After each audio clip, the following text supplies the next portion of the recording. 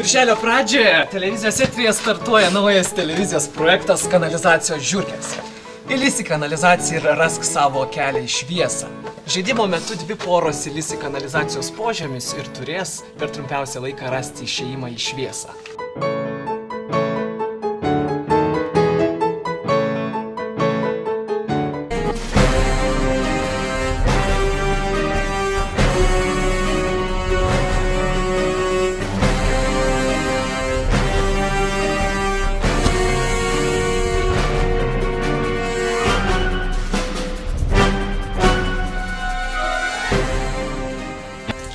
Naudodamiesi mobiliuoju telefonu ir žemėlapiu, turėsite rasti, kaip nepaklysti kanalizacijos urvuose.